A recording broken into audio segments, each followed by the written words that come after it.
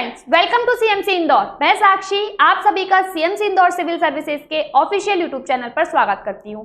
हम यहां पर पढ़ रहे हैं अपनी यूनिट 10 एमपीपीएससी की प्री की यूनिट 10 में हम प्रमुख संवैधानिक और सांविधिक संस्थाओं की स्टडी कर रहे हैं। तो यहां पर इसी क्रम में आज हम पढ़ने वाले हैं राष्ट्रीय महिला आयोग। फ्रेंड्स, कौन सा? National women commission. यहाँ पर इस कमीशन के अंतर्गत हम ये पढ़ेंगे कि कब इसका गठन हुआ है, क्या इसकी पृष्ठभूमि है, किसको ये रिपोर्ट देती है, फिर इसके अलावा इसके क्या क्या कार्य होते हैं, क्यों इसका गठन किया गया, ऐसी क्या आवश्यकता पड़ी कि इसको क्या करना पड़ा, गवर्नमेंट को गठित करना पड़ा। तो आइए जानते हैं सबसे पहले इसके बारे में कि ऐसे क्या इसके रीजंस रहे थे।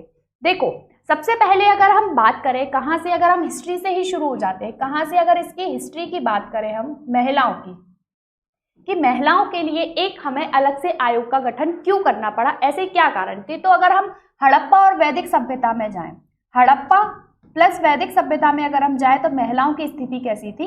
अच्छी थी। वैदिक में क्या जाए, महिलाओं की स्थिति कैसी थी? अच्छी हमें देखने को मिली थी। ठीक है, यहाँ पर अगर आप लोपा मुद्रा, इसके अलावा लोपा मुद्रा सिक्ता, इनकी बात करो तो ये क्या है, उसमें भाग लेती थी, सभा और समिति में भाग लेने का भी कार्य करती थी। लेकिन अगर वैदिक काल के बाद अगर हम किसमें आ जाते हैं, उत्तर वैदिक काल में, किसमें आ जाते हैं फ्रेंड्स, उत्तर वैदिक काल में अगर हम आ जाते हैं तो उत्तर वैदिक काल में हमें क्या होने लगा, महिलाओं की स्थिति में गिरावट देखने को मिलने लगी। क्या देखने को मिलने लगा? महिला स्थिति में गिरावट। ठीक है, अब यहां से क्या हुआ, जब महिला स्थिति में गिरावट शुरू हो गई, कहां से? प्राचीन काल से ही, प्राचीन काल से, एंशिएंट टाइम से ही जब महिलाओं की स्थिति में गिरावट होना शुरू हो गई तो धीरे धीरे जब हमारा मध्यकाल आया तो मध्यकाल में महिलाओं को क्या समझने लगा, एक तरीके से पांव की जो जूती होती है, पांव की जूती के बराबर समझा जाने लगा। महिलाओं की कोई एक तरीके से शासन व्यवस्था में भी कोई योगदान नहीं था और महिलाओं की स्थिति कैसी हो गई, महिला दयनीय स्थिति में आ चुकी थी। क्योंकि यहाँ पर आपको देखने को मिलेगा महिलाओं से क्या होने लगा था, अत्याचार होने लगा था, सती प्रथा, आपको सती प्रथा उस टाइम देखने को मिलेगी, आपको बाल विवाह देखने को मिलेगा, ये सब चीजें आपको देखने को मिलेंगी। सती प्रथा, बाल विवाह, इसके अलावा छोटे में शादी करना मतलब बाल विवाह, ये सब चीजें देखने को मिलेंगी। और आधुनिक काल आया, जब आधुनिक काल आया तो महिला क्या हुई, तब भी महिला क्या रहने लगी, पर्दे के पीछे एक तरीके से रहती थी। महिला कहाँ रहती थी? सिर्फ घर गृहस्थी का काम संभालने का काम करती थी और पर्दे के पीछे रहती थी। मतलब महिला अभी भी आगे नहीं आई थी, सिर्फ कुछ महिला ही आगे आई। अगर कुछ महिलाओं की मैं बात करूं तो जैसे कि आपको एनी बेसेंट देखने को मिली। कौन देखने को मिला फ्रेंड? आपको एनी बेसेंट देखने को मिली। इसके अलावा आप सरोजनी नायडू की बात करो, उषा मेहता की आप बात करो, सरोजनी नायडू, उषा मेहता, इनकी अगर आप बात करो तो ये क्या है, आपको सामने आकर मतलब राष्ट्रीय आंदोलन में इन्होंने क्या किया, भागीदारी निभाई। अगर महारानी लक्ष्मीबाई की बात करो, झलकारी बाई की बात करो तो ये सभी महिलाएं क्या ही आगे आई और शासन व्यवस्था में अपनी भागीदारी को निभाया। सिर्फ ये क्या था, ये चुनिंदा महिलाएं थी। अगर मैं 100% की बात करूं, 100% में से केवल 1% महिलाएं क्या थी, अभी शासन स्तर में भागीदारी कर रही थी, अपने अधिकारों के लिए लड़ रही थी। लेकिन 99% महिला क्या थी, अभी भी अपने अधिकारों के प्रति जागरूक नहीं थी और क्या है, ना ही उनको कोई अधिकार मिल रहे थे और इसके अलावा महिलाओं पर अत्याचार भी लगातार बढ़ते जा रहे थे। तो इसी क्रम में क्या हुआ, इसी क्रम में क्या होता है, जब हमारा देश आजाद होता है 1947 में, जब हमारा देश आजाद होता है तो महिलाओं के लिए क्या किया गया, संविधान में हमारे महिलाओं को कुछ अधिकार दिए गए। कहाँ दिए गए? संविधान में महिलाओं को कुछ अधिकार दिए गए। एक तो दो तरीके से अधिकार होते हैं, एक तो संविधान में जो हमारे अधिकार दिए हैं वो संवैधानिक अधिकार हो गए, और इसके अलावा अगर संविधान के अधिकार के अलावा कानून बनाकर कोई अधिकार देना पड़ता है, क्या बनाकर, कानून बनाकर किसी अधिकार को देने की आवश्यकता होती है, तो क्या हुई, तो हमने महिलाओं को दो तरीके से अधिकार दिए, एक तो संवैधानिक तरीके से और एक कानूनी तरीके से। अगर संवैधानिक तरीके से बात करूं तो आर्टिकल 14, आर्टिकल 15, 16, ठीक है, 21, 39A, 39D, ठीक है, आर्टिकल 42, 47, ये इतने सारे जो आर्टिकल थे ये क्या किए, महिलाओं को दिए गए। अब इसके अलावा इन आर्टिकलों में जब महिलाओं के अधिकारों की बात की गई थी, उसके बावजूद क्या हो रहा था, महिलाओं पर अत्याचार रुक नहीं रहा था, ना ही कोई भी महिलाओं के अलग से बात करने के लिए कोई एक संस्था बनाई गई थी। तो उसी क्रम में क्या किया गया, कानून का निर्माण किया गया। कब? 1992 में। कब? 31 जनवरी 1992। 31 जनवरी 1992 को क्या किया गया, राष्ट्रीय महिला आयोग का गठन किया गया। किसके तहत किया गया था, इसके लिए एक्ट बनाया गया था। क्या बनाया गया था, एक्ट बनाया गया था। कब फ्रेंड्स, 30 अगस्त 1990 को। 30 अगस्त 1990 को क्या किया गया था, एक्ट बनाया गया था और इस एक्ट के तहत क्या किया गया था, इस आयोग का गठन किया गया था, एक कानून का निर्माण बनाया गया। क्या, राष्ट्रीय महिला आयोग का गठन किया गया। कब, 31 जनवरी 1992 को। और किसके तहत, 30 अगस्त 1990 के अधिनियम के तहत। तो क्या फ्रेंड्स, ये अधिनियम सीधे आ गया कि भाई सरकार के दिमाग में आया कि हम क्या करते हैं, महिलाओं के लिए एक अधिनियम बनाते हैं, एक आयोग का गठन करते हैं। तो क्या किया सरकार ने, 30 अगस्त 1990 को अधिनियम लाए और 31 जनवरी 1992 को सरकार ने क्या किया, एक आयोग का गठन कर दिया। ऐसा फ्रेंड्स बिल्कुल भी नहीं हुआ था। इसके पीछे पूरी की पूरी एक लंबी प्रोसेस चलती आ रही थी। महिलाओं के लिए निरंतर कानूनों का वो चलता आ रहा था। उसी क्रम में क्या हुआ था, उसी क्रम में महिलाओं के लिए अधिनियम का गठित किया गया। जैसे कि आप एक तरीके से ऐसे समझो फ्रेंड, 1856 की बात करें, 1856 में क्या हुआ था, हमारा विधवा पुनर्विवाह अधिनियम आया था। क्या आया था, विधवा पुनर्विवाह अधिनियम। लेकिन अब ये अधिनियम तो आ गया, लेकिन क्या इस अधिनियम की पूर्ति हो रही थी, नहीं हो पा रही थी। इसके अलावा बात करूं, 1829 में विलियम बेंटिक के द्वारा क्या किया गया था, सती प्रथा की समाप्ति की गई। लेकिन उसके बावजूद जब सती प्रथा में समाप्त कर दी गई थी, उसके बावजूद भी क्या हो रहा था, सती प्रथा देखने को मिल रही थी। तो क्या है, महिलाओं पर इस तरीके से कानून का निर्माण किया गया, लेकिन फिर भी क्या है, हमको ये सब चीजें देखने को मिल रही थी। इसके अलावा शारदा एक्ट आया था, किसको लेकर, बाल विवाह को लेकर। शारदा एक्ट आया था किसको लेकर फ्रेंड्स, बाल विवाह को लेकर। क्या आया था, शारदा एक्ट आया था, है ना। तो उसकी भी पूर्ति नहीं हो पा रही थी, फिर भी बाल विवाह हो रहे थे, जरा जरा सी लड़कियों की शादी हो रही थी। तो इसकी पूर्ति के लिए क्या हुआ, 1974 में, 1974 में क्या हुआ था, महिलाओं के लिए एक रिपोर्ट प्रकाशित की गई, टुवर्ड्स इंडिया। क्या रिपोर्ट प्रकाशित की गई, महिलाओं के लिए टुवर्ड्स इक्वलिटी रिपोर्ट प्रकाशित की गई। कौन सी report, towards equality, towards equality report.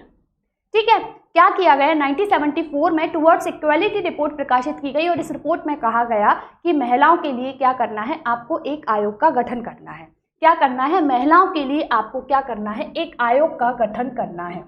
ठीक है, ये रिपोर्ट 1974 में प्रकाशित की गई और इस रिपोर्ट में क्या बोला कि आपको महिलाओं के लिए एक आयोग का गठन करना है। ठीक है, और इसने इसकी सिफारिश की। उसी के तहत क्या हुआ था, 26 सितंबर 1985 को। देखो 1974 में क्या कर देता है, ये बोलता है 1974 में महिलाओं के लिए टुवर्ड्स इक्वलिटी रिपोर्ट आती है, टुवर्ड्स इक्वलिटी रिपोर्ट आती है और 26 सितंबर 1985 को। कब, डेट ध्यान रखना है आपको, 26 सितंबर 1985 को क्या होता है, मानव संसाधन विकास मंत्रालय का गठन होता है। फ्रेंड्स, किसका गठन होता है, मानव संसाधन विकास मंत्रालय। अब ये मानव संसाधन विकास मंत्रालय क्या करेगा, मानव संसाधन विकास मंत्रालय मानव संसाधन में उन्नति करने का काम करेगा, जिसमें क्या होती है, महिलाएं भी शामिल होती हैं। जिसमें क्या होगा फ्रेंड्स, महिलाएं भी शामिल होगा। तो 26 सितंबर 1985 को मानव संसाधन विकास मंत्रालय, ठीक है, इसका गठन किया गया और इसमें क्या था, शिक्षा मंत्रालय भी शामिल था। कौन सा मंत्रालय शामिल था, शिक्षा मंत्रालय। और महिला, इन सभी के लिए ये क्या करता था फ्रेंड्स, काम करता था 26 सितंबर 1985 को। फिर क्या हुआ था 1988 में, कब फ्रेंड्स, 1988 में क्या हुआ था, राष्ट्रीय महिला भावी योजना समिति आई। 1988 में, कब फ्रेंड्स, 1988 में फिर से आती है राष्ट्रीय महिला भावी योजना समिति। ठीक है, राष्ट्रीय महिला भावी योजना समिति। ठीक है, 1988 में राष्ट्रीय महिला भावी योजना समिति आती है। नेशनल फ्यूचर प्लानिंग कमेटी किसके लिए, महिलाओं के लिए आती है। तो ये क्या बोलती है, ये भी क्या करती है, महिलाओं के लिए कानून निर्माण की सिफारिश करती है। कानून, इसके लिए क्या है, एक अलग से आयोग के गठन की ये क्या करती है, सिफारिश करती है। कब, 1988 में आई थी। तो इसके लिए 1990 में केंद्र सरकार क्या करती है, एक सम्मेलन का आयोजन करती है। केंद्र सरकार क्या करती है, एक सम्मेलन का आयोजित करती है कि महिलाओं के लिए हमें किस प्रकार के कानून का निर्माण करना है। तो केंद्र सरकार क्या करती है, एक सम्मेलन का निर्माण करती है। एनजीओ से क्या करती है, वो सलाह लेती है। किससे सलाह लेती है, एनजीओ से सलाह लेती है कि हम किस प्रकार से क्या करें, किस प्रकार से महिलाओं के लिए कानून का निर्माण करें। इस तरीके से करती है। ये सारा हमारा था। सबसे पहले हमने क्या पढ़ा कि 1974 में टुवर्ड्स इक्वलिटी रिपोर्ट महिलाओं के लिए आती है। ठीक है, महिला अधिकारों के लिए आती है। फिर उसके बाद आता है 26 सितंबर 1985 को। कब? 26 सितंबर 1985 को महिला एवं हमारा मानव संसाधन विकास मंत्रालय का गठन होता है। मानव संसाधन विकास मंत्रालय क्या करेगा? सभी मानव संसाधन मतलब कि जो पूरा का पूरा संसाधन है उसकी उन्नति के लिए कार्य करेगा, जिसमें हमारा कौन आता है? जिसमें हमारा शिक्षा विभाग भी आता है और महिला विभाग भी उसी के अंतर्गत आता था। फिर उसके बाद 1988 में, कब फ्रेंड्स? 1988 में राष्ट्रीय महिला भावी योजना समिति आती है। कब बनती है? कब एक कमेटी बनती है। क्या कमेटी बनती है? वो महिलाओं को लिए किस प्रकार से योजना का निर्माण किया जाए। तो उसने क्या बोला कि आप इस तरीके से योजना का निर्माण करो कि एक कानून का गठन कर दो जो कि महिलाओं के लिए ही काम करेगा। सिर्फ और सिर्फ अगर महिलाओं के खिलाफ कोई अत्याचार होता है, महिलाओं के खिलाफ कोई भी शोषण होता है या फिर उनके घर और बाहर उनसे किसी भी प्रकार का दुष्कृत्य किया जाता है, तो ये सभी क्या है, ये काम कौन देखेगा? ये एक आयोग देखेगा। आप इस तरीके की संस्था का गठन करो। तो उसी के लिए 1990 में केंद्र सरकार क्या करता है? एनजीओ से सलाह लेता है। एनजीओ से क्या सलाह लेता है कि हम किस प्रकार के कानून का निर्माण करें, हम ऐसा क्या करें कि है ना, हम महिलाओं के लिए बहुत अच्छा तरीके से काम को कर सके। तो यही 1990 में केंद्र सरकार करता है। जब उसको सलाह मिल जाती है पूरी तरीके से, उसको केंद्र सरकार को लगता है कि हाँ भाई हमें क्या करना है, महिलाओं के लिए एक आयोग का गठन करना है। तो वो कितना अगस्त 30 अगस्त 1990 को, कितना फ्रेंड्स? 30 अगस्त 1990 को क्या करता है? एक आयोग का गठन करता है। 30 अगस्त 1990 को एक अधिनियम लेकर आता है और उसका नाम क्या होता है? राष्ट्रीय महिला आयोग अधिनियम। क्या नाम होता है उसका? राष्ट्रीय महिला आयोग अधिनियम। ठीक है, राष्ट्रीय महिला अधिनियम उसका नाम होता है। 30 अगस्त 1990 को ये आया था और इसी अधिनियम के तहत क्या होता है? 31 जनवरी 1992 को 31 जनवरी 1992 को राष्ट्रीय महिला आयोग की स्थापना होती है।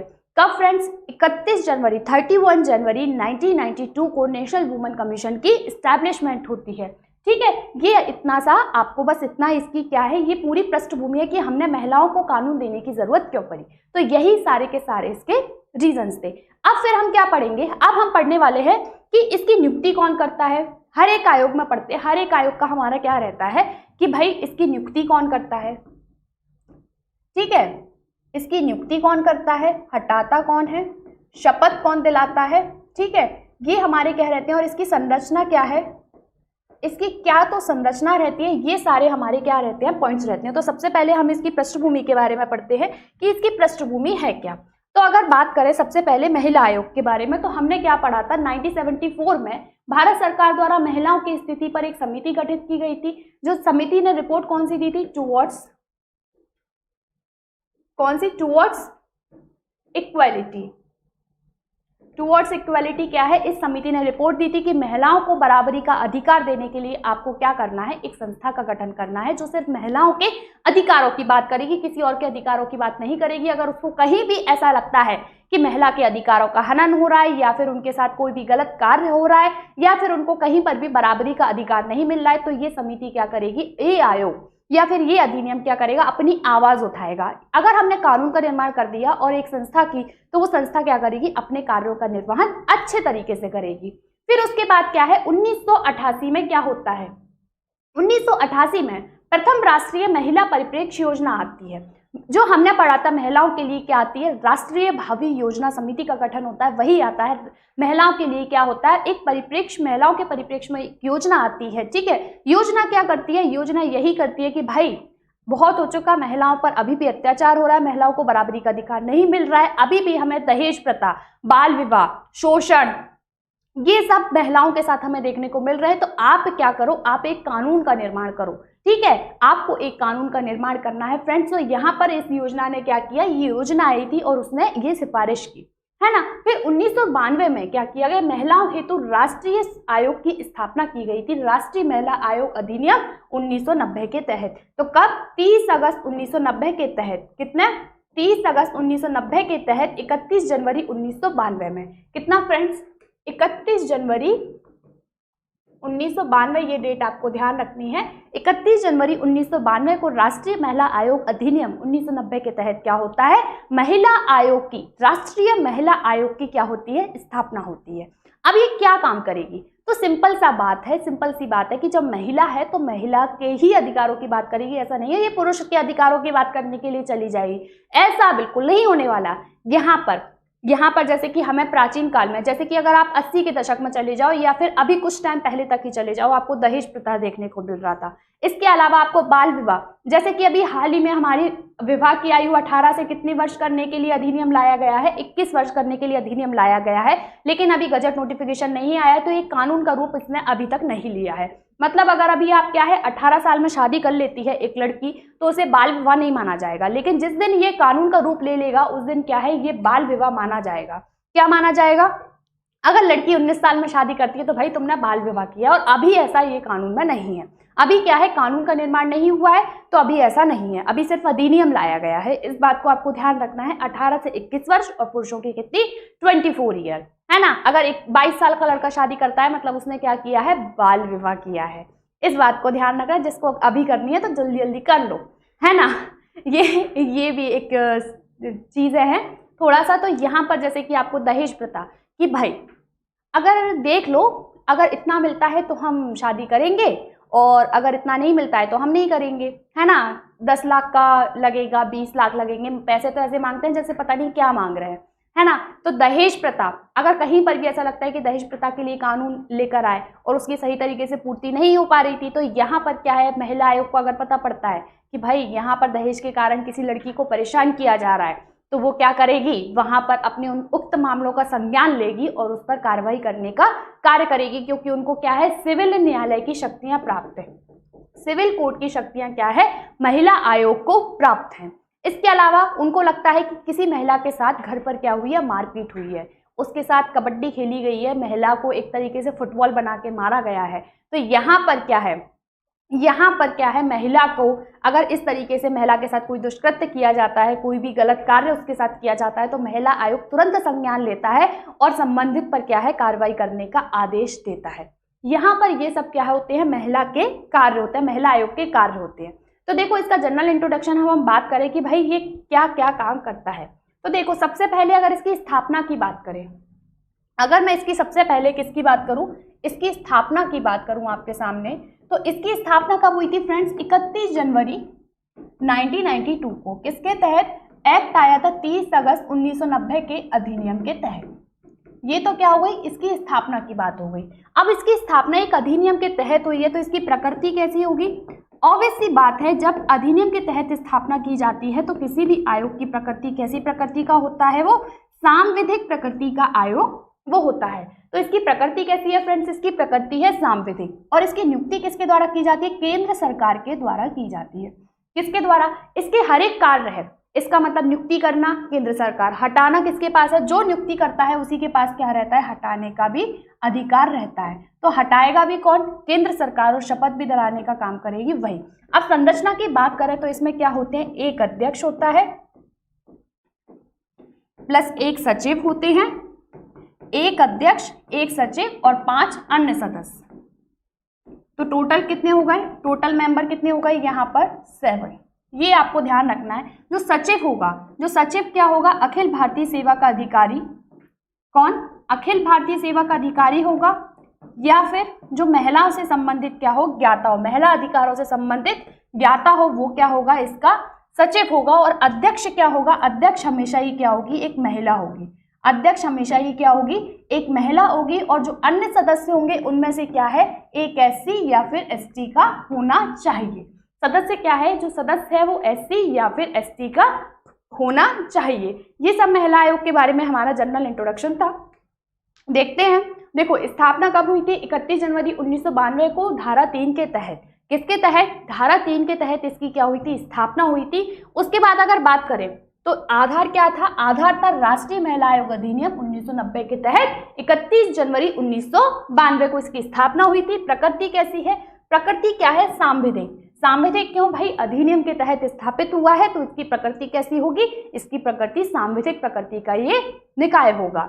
उसके बाद सलाहकारी संस्था है, इसको समझो फ्रेंड्स, ये क्या करेगी, ये क्या करती है, ये महिलाओं से संबंधित जैसे कि कोई भी कार्य है या फिर महिलाओं से संबंधित किसी कानून का निर्माण किया जाना है या फिर किसी कानून में कोई संशोधन किया जाना है, जैसे कि मान लो दहेज प्रतिषेध अधिनियम 1961 है, उसमें कोई संशोधन करना है, तो ये क्या करेगी, ये सिफारिश करेगी। ये बोलेगी कि भाई इस तरीके से दहेज दे रहे हैं और आपको यहाँ पर कानून में संशोधन करने की आवश्यकता है और आप ऐसा करो। तो ये क्या करेगी, सिफारिश करेगी। सलाह किसको देगी, केंद्र सरकार ने गठन किया है तो सलाह भी किसको देने का कार्य करेगी, ये सलाह देगी केंद्र सरकार को। तो सलाहकारी संस्था के रूप में भी ये कार्य करती है। लेकिन यहाँ पर एक पॉइंट और है कि केंद्र सरकार को ये जो सलाह देती है, उस सलाह को अगर केंद्र सरकार नकार देती है तो उसको प्रॉपर रीजन, मतलब उसको बिल्कुल सही तरीके से उचित कारण उसका बताना पड़ेगा कि आपने ऐसा क्यों किया है, क्यों हमारी बात को नहीं माना है। इसका उद्देश्य क्या है? तो भाई महिला आयोग है तो महिलाओं के अधिकारों का संरक्षण करना ही क्या होगा, इसका उद्देश्य होगा कि महिलाओं से संबंधित कोई भी कार्य है वो सारा कुछ कौन करेगा, महिला आयोग करने का कार्य करेगी। उसके बाद इसका मुख्यालय होगा, यहाँ पर क्या होगा, हेडक्वार्टर, मुख्यालय। इसका हेडक्वार्टर कहाँ पर है? नई दिल्ली में। नई दिल्ली में जो इसका हेडक्वार्टर है उसका नाम क्या रख दिया गया है? उसका नाम रख दिया गया है फ्रेंड्स निर्भया भवन। आपको पता ही होगा कौन सा कांड हुआ था, निर्भया कांड हुआ था। उसके बाद में क्या हुआ था, इस महिला आयोग के जो भवन है नई दिल्ली में, महिला आयोग का भवन, उसका नाम क्या रख दिया गया था? निर्भया भवन उसका नाम रख दिया गया है। और इसका नोडल मंत्रालय कौन है? नोडल मंत्रालय है महिला एवं बाल विकास मंत्रालय। अब आप पूछोगे महिला एवं बाल विकास मंत्रालय का गठन कब हुआ? तो जो हमारा 26 सितंबर 1985 को, कितना फ्रेंड्स, 26 सितंबर 1985 को आपने पढ़ा था किसका गठन हुआ था? हमारा मानव संसाधन विकास मंत्रालय का गठन हुआ था। उसी के तहत 2006 में उससे अलग कर क्या बना दिया गया? महिला एवं बाल विकास मंत्रालय क्या कर दिया गया? बना दिया गया था। देखो यहाँ पर हमने ये पढ़ा था, इसको अलग करके 2006 में, कब फ्रेंड्स? 2006 में अलग कर 2006 में महिला एवं बाल विकास मंत्रालय बना दिया गया। क्या बना दिया गया? महिला एवं बाल विकास मंत्रालय। ठीक है फ्रेंड्स, महिला एवं बाल विकास मंत्रालय बना दिया गया। कब? 2006 में। तो ये क्या करता है? महिलाओं से संबंधित मामलों का निपटारा करता है, महिलाओं से संबंधित उनके अधिकारों की रक्षा करने का ये कार्य करता है। तो महिला एवं बाल विकास मंत्रालय क्या है? इसका नोडल मंत्रालय है। और कब गठित हुआ है? 2006 में। ये आपको ध्यान रखना है। इसकी जो प्रथम अध्यक्ष की अगर मैं बात करूं, इसके प्रथम अध्यक्ष आपसे पूछा जाएगा कि भाई प्रथम अध्यक्ष कौन है, वर्तमान अध्यक्ष कौन है और कौन से नंबर के हैं, कौन को 2 बार अपॉइंट किया गया। और एक बात ध्यान रखना, इसके जो अध्यक्ष होगी वो क्या होगी? केवल और केवल महिला ही होगी। तो प्रथम अध्यक्ष कौन है? जयंती पटनायक इसकी प्रथम अध्यक्ष है। और वर्तमान अध्यक्ष कौन है? रेखा शर्मा इसकी वर्तमान अध्यक्ष है। अगर मैं रेखा शर्मा की बात करूं तो इनको 2 बार अपॉइंट किया जा चुका है। कितनी बार? 2 बार अपॉइंट किया जा चुका है। इसके अलावा एक और कौन सी महिला अध्यक्ष है जिनको 2 बार अपॉइंट किया जा चुका है? तो फ्रेंड्स कौन है? वो है हमारी कुमारी गिरिजा व्यास। जो गिरिजा व्यास जी हैं, कौन? गिरिजा व्यास, उनको 2 बार भी अपॉइंट किया जा चुका है। पहली बार, उसके बाद जो 2 बार अपॉइंट होने वाली एकमात्र महिला कौन बची हैं? वो बची हैं हमारी रेखा शर्मा। मतलब सबसे पहले कौन? गिरिजा व्यास को, उसके बाद किसको? उसके बाद रेखा शर्मा को 2 बार अपॉइंट किया गया है, बाकी किसी को भी नहीं किया गया है। नेक्स्ट हम बात करते हैं गठन की। तो अभी हमने पढ़ा था इसका गठन कौन करता है? केंद्र सरकार। नियुक्ति कौन करती है? केंद्र सरकार गठन करने का कार्य करती है। तो गठन कौन करता है? यहाँ पर केंद्र सरकार इसका गठन करेगी। और इसकी संरचना हमने पढ़ी थी, 1 अध्यक्ष, 1 सचिव और 5 क्या होते हैं इसमें सदस्य होते हैं। तो टोटल नंबर्स कितने हो गए? टोटल नंबर ऑफ मेंबर हो जाएगा इसका 7 हो जाएगा। और अध्यक्ष के बारे में हमने पढ़ा था कि केवल और केवल फ्रेंड्स कौन? महिला ही क्या होती है? इसकी अध्यक्ष होती है। और जो सचिव होता है वो IAS रैंक का अधिकारी होता है। कौन होता है? एक IAS रैंक का अधिकारी क्या होता है? इसका सदस्य होता है, जिसे महिला आंदोलन, ठीक है, जिसे क्या है, सामाजिक आंदोलन का विशेषज्ञ भी होना चाहिए। उसे क्या होना चाहिए? सामाजिक आंदोलन का विशेषज्ञ भी होना चाहिए। किसका? सामाजिक आंदोलन का विशेषज्ञ। ठीक है फ्रेंड्स, सामाजिक आंदोलन का उसे क्या होना चाहिए? विशेषज्ञ होना चाहिए। इसके अलावा जो सदस्य हैं, कौन? कितने टोटल नंबर ऑफ मेंबर्स कितने होते हैं? 5 इसके सदस्य होते हैं। जो सदस्य होते हैं उनको क्या होना चाहिए? अगर मैं 5 सदस्यों की बात करूं तो उनको क्या होना चाहिए? विधि, महिला आंदोलन, महिला संगठन। किससे संबंधित होना चाहिए? वो विधि, महिला आंदोलन,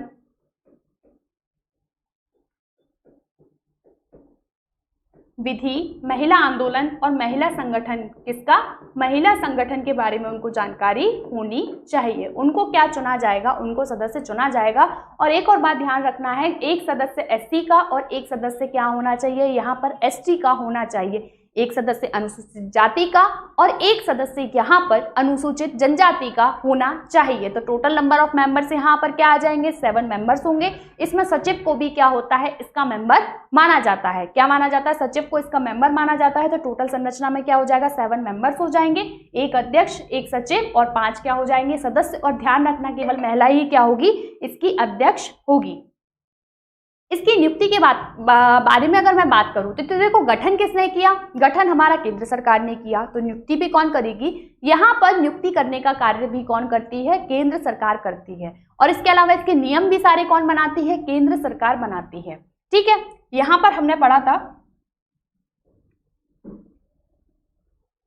देखो नियुक्ति कौन करती है, केंद्र सरकार करती है। हटाती कौन है, केंद्र सरकार करती है। शपथ भी कौन दिलाने का काम करेगी, वही दिलाने का काम करेगी। और उसके अलावा अगर मैं इनका कार्यकाल की बात करूं, यहाँ पर एक पॉइंट हमसे छूट गया है, कार्यकाल की बात करूं तो इनका कार्यकाल कितना होता है, 3 वर्ष। कार्यकाल इनका कितना होता है, 3 वर्ष इनका कार्यकाल होता है। ठीक है, ये आपको ध्यान रखना है। तो देखो क्या है, केंद्र सरकार नियुक्ति करेगी, कार्यकाल इनका 3 वर्ष या 65 वर्ष जो भी पहले हो वो होता है। क्या होता है, 3 ईयर या फिर 65 ईयर जो भी पहले हो वो इनका कार्यकाल होता है। और इसके अलावा इनको हटाने का अधिकार किसके पास है, केंद्र सरकार को। रिपोर्ट किसको देंगी, केंद्र सरकार को।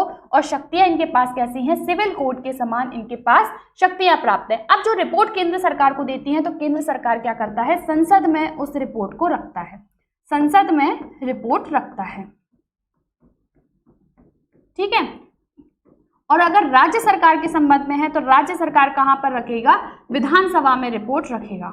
राज्य विधानसभा में क्या करेगा, रिपोर्ट रखी जाएगी। ठीक है, राज्य विधानसभा में क्या होगी, वो रिपोर्ट रखी जाएगी। और यहाँ पर क्या है, यहाँ पर रिपोर्ट केंद्र सरकार के पास रखी जाएगी। केंद्र सरकार कोई रिपोर्ट देगा, केंद्र सरकार उसे क्या करेगी, संसद में रखवाएगी। और हटाएगा कौन, हटाने का अधिकार भी केंद्र सरकार के पास है। यहाँ पर ध्यान रखना, हमारे प्रेसिडेंट का कोई भी रोल नहीं है। ये एक ऐसा आयोग आया है, अभी हमने कौन सा सतर्कता पढ़ा था जिसमें प्रेसिडेंट का रोल था, सूचना वाले में प्रेसिडेंट का रोल था। लेकिन यहाँ पर जो महिला आयोग हम पढ़ रहे हैं, महिला आयोग में प्रेसिडेंट का कोई भी रोल नहीं है। ठीक है, ये इतना सी बात आपको ध्यान रखनी है कि महिला वाले में प्रेसिडेंट का कोई रोल नहीं है। फिर महिलाओं से अगर मैं आपको संवैधानिक अधिकारों की बात करूं कि महिलाओं को कौन कौन से संवैधानिक अधिकार दिए गए हैं, जिनका संविधान में स्पष्ट उल्लेख किया गया है कि यहाँ पर अगर महिलाओं से संबंधित कोई भी बात आती है तो आपको महिला को प्रायोरिटी देनी पड़ेगी, है ना, मतलब महिला को प्राथमिकता आपको देनी पड़ेगी। तो आर्टिकल 15, जो आर्टिकल 15 क्या कहता है कि आर्टिकल 15 कहता है कि राज्य, जो राज्य है धर्म, मूलवंश, जाति, लिंग या फिर जन्मस्थान के आधार पर विभेद नहीं करेगा। कौन से 5 आधार है, धर्म, मूलवंश, जाति, लिंग और जन्मस्थान। ये 5 आधार हैं टोटल। इन 5 आधारों पर राज्य क्या है, विभेद नहीं करेगा। लेकिन अगर महिला अधिकारों की बात आती है तो राज्य क्या है, उनके लिए विशेष कानून बनाएगा और उनको विशेष छूट प्रदान करेगा, रिजर्वेशन प्रदान कर सकता है। तो यहाँ पर क्या है, आर्टिकल 15 में महिलाओं के अधिकारों की बात की गई है। 15(3) कौन से में, 15 के तहत जो 15(3) है उसमें क्या है, महिलाओं के पक्ष में सकारात्मक भेदभाव राज्य कर सकता है। क्योंकि यहाँ पर क्या बोला गया है, धर्म, मूलवंश, जाति, लिंग और जन्मस्थान के आधार पर विभेद नहीं करोगे। यहाँ पर किसकी बात आ रही है, लिंग की बात आ रही है, मतलब अगर सेक्स के आधार पर आप क्या है, विभेद नहीं करोगे। लेकिन यहाँ पर क्या है, यहाँ पर अगर महिला के पक्ष की बात आती है, किसकी बात आती है, महिलाओं की बात आती है, तो आपको क्या है, आप विशेष उपबंध मतलब सकारात्मक भेदभाव कर सकते हो। ऐसा नहीं है कि महिलाओं को प्रायोरिटी क्यों, लेडीज फर्स्ट क्यों। तो यहाँ पर क्या है, महिलाओं को आगे बढ़ाने के लिए, उन्हें समाज की मुख्य धारा में लाने के लिए महिलाओं के लिए क्या कर सकते हैं, हम सकारात्मक भेदभाव कर सकते हैं। ऐसा नहीं है कि आप ये बोलने लगो कि ऐसा भेदभाव क्यों किया, ऐसा डिस्क्रिमिनेशन क्यों हो रहा है। तो यहाँ पर विशेष उपबंध किया गया है। अगर बात की जाए आर्टिकल 16, आर्टिकल 16 क्या कहता है, लोक नियोजन में समता।